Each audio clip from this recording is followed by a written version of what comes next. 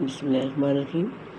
یہ second year کا جو پہلا سبق ہے کہ مسلمانوں کے طرز تعلیم کے متعلق، تو یہ ہے کہ مسلمانوں کی تعلیم و تدریس کے مراکز کون کون سے تھے، اس زمانے کی بات ہو رہی ہے نا۔ مولانا شبلی نعمانی جو اپنا مقالہ لکھا نا، تو اس میں یہ بتا رہے ہیں نا کہ شبلی نعمانی نے بتایا کہ مسلمانوں کی تعلیم و تدریس کے مراکز میں مرو، عراق، نیشا پور، بخارا، فارس، بغداد، مصر، شام اور اندلس شامل تھے۔ ٹھیک ہے، اب اس میں ہے کہ ان شہروں میں علوم و فنون کی لاتعداد، یعنی یہ جو شہر تھے، جن شہروں کے نام ابھی کو میں نے بتائے ہیں، کہ علوم و فنون کے لاتعداد مکتب اور مدرسے قائم تھے۔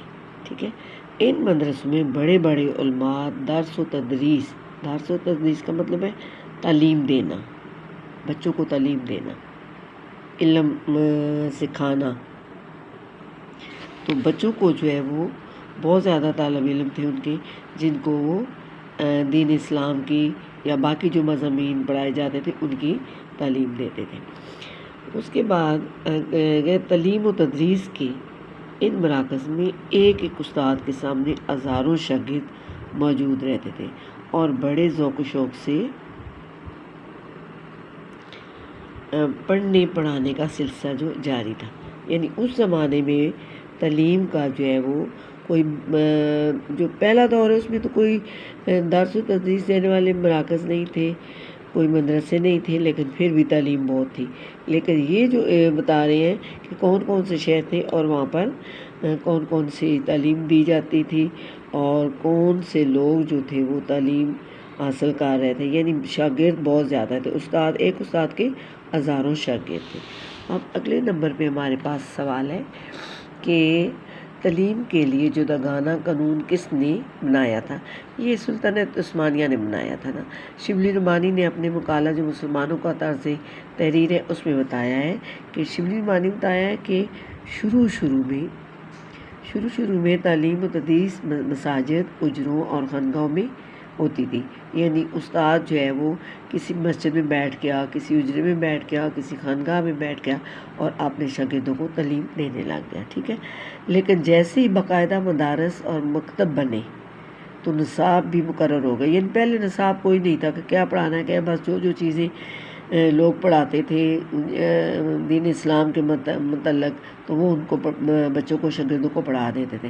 اس کے بعد لیکن ایک نصاب پورا مقرر ہوا کہ یہ ان کو پڑھانا ہے، اور مدارس میں خاص قاعدوں کی پابندی شروع ہوئی۔ اور سلطنت عثمانیہ، ابھی میں پہلے آپ کو بتا چکی کہ سلطنت عثمانیہ کے زمانے میں باقاعدہ طور پر مسلمانوں کی تعلیم کا ایک جداگانہ قانون جو ہے وہ بھی بنا دیا گیا تھا۔ اچھا، اس کے بعد ہے کہ مسلمانوں کے تیسرے دور تعلیم میں کیا خرابیاں پیدا ہوئیں۔ یعنی پہلا دور تو وہ تھا جس میں لکھنے لکھانے کا کوئی وہ نہیں تھا، کوئی کاغذ، کوئی قلم، کوئی دوات، کچھ اس طرح ایسے ہی استاد جو ہے وہ بچوں کو دے۔ دوسرے دور میں پھر تھوڑا سا ترقی ہوئی۔ اب جو تیسرا دور ہے جس میں کتاب بھی ہو گئی ہے، پڑھانے کے بہت وہ طریقہ کار ہو گئے، تو اس میں انہوں نے کہا کہ کیا کیا خرابیاں جو ہے پیدا ہوئی۔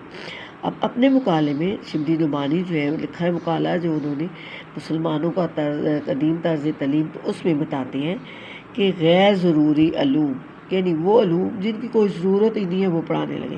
تیسرے دور تعلیم میں مقصودی علوم پر کم توجہ دی۔ مقصودی یعنی جو مقصد ہے، جن کا مضامین کے پڑھانے کا کوئی مقصد ہے، ان پر توجہ کم دی گئی، اور جو مضامین نہیں پڑھانے تھے ان پر زیادہ توجہ دی گئی، اور جو فنون اپنی ذات کے اعتبار سے مقصود نہ تھے ان کی تعلیم پر زیادہ زور دیا گیا، جس کی وجہ سے ضروری علوم کے لیے وقت کم رہ جاتا اور عمر کا بڑا حصہ غیر ضروری علوم کو سیکھنے میں صرف ہو جاتا، خرچ ہو جاتا، لگ جاتا۔ یعنی زیادہ زندگی کا حصہ جو ہے وہ اس میں غیر ضروری مضامین پڑھنے میں لگ گیا تھا۔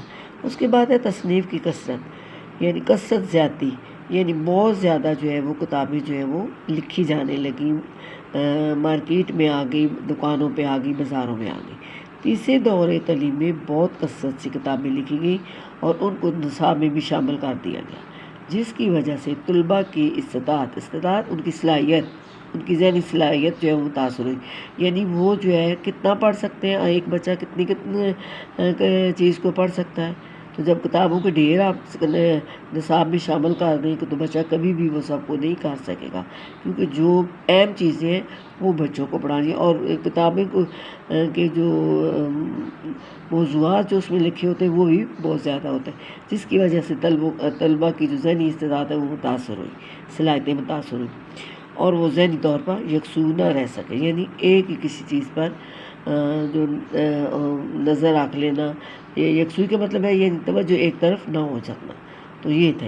اس کے بعد ہے کتابی تعلیم۔ اب یہ میں نے پہلے بتایا کہ تیسرے دور میں کتابیں جو ہے وہ ہو گئی، پہلے اور دوسرے دور میں زیادہ تر فن کی تعلیم ہوتی تھی، لیکن تیسرے دور نے کتابی تعلیم کی بنیاد ڈالی شروع ہو گیا۔ طلباء کتاب حل کرنے میں لگے رہتے، جس کی وجہ سے فنی اور تکنیکی مسائل ان سے رہ جاتے، یعنی پہلے میں صرف فن کی تعلیم دی جاتی، دوسرے میں کیا تھا، اب تیسرے میں جو ہے وہ کیا ہے، اب ہے املا کا خاتمہ۔ اب یہ تھا پہلے استاد جو ہے وہ بولتا تھا، بچے لکھتے جاتے تھے، اور ہر ایک کے بعد ایک اپنا جو ہے وہ کتاب جو ہے وہ تیار، کسی سبق کے متعلق معلومات سے کتاب تیار ہو جاتی تھی۔ اب یہ ہے کہ املا کا ایک طریقہ تعلیم تھا کہ استاد لیکچر دے کر پڑھاتا اور طلبہ نوٹس بنا لیتے یا کرتے تھے، مگر اس دور میں یہ طریقہ بھی ختم ہو گیا۔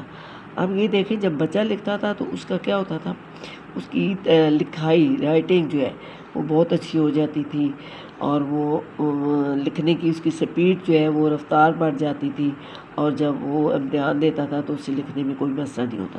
لیکن جب یہ جو ہے لکھنے والا کام ختم ہو گیا، کیونکہ پہلے زمانے میں قلم، دوات اور تختی ضروری چیز تھی، ساتھ سلیٹ بھی، یعنی ان چیزوں میں بچے لکھتے تھے۔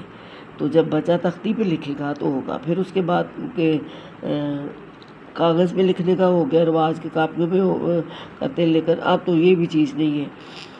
اب ہے فلسفہ اور منطق۔ دوسرے دور میں فلسفہ اور منطق کی تعلیم بھی دی جاتی تھی، مگر تیسرے دور کے مدرسوں میں فلسفہ اور منطق کی تعلیم کا اہتمام کم ہو گیا، یعنی کوئی انتظام ہی نہیں رہا، بلکہ اس دور کے اکثر نامور مشہور مدرسوں میں ان علوم نے رسائی ہی نہ پائی، یعنی ان کی پہنچ تک ہی نہیں، ان مدرسوں میں یہ چیز پڑھائی نہیں جاتی تھی۔ تو یہ ساری جو ہے یہ تیسرے دور کے جو تعلیم کا دور تھا، اس کی یہ کیا تھی، خرابیاں تھیں، جس کی وجہ سے بہت زیادہ جو ہے وہ نقصان ہوا، اور ظاہر طلباء جو ہے جو شاگرد جو ہیں وہ لکھنے لکھانے سے دور ہو گئے۔ اب یہ جو ہے سیکنڈ ایئر کا ہے، پہلا جو سبق ہے اس کے سوالوں کے جوابات ہیں۔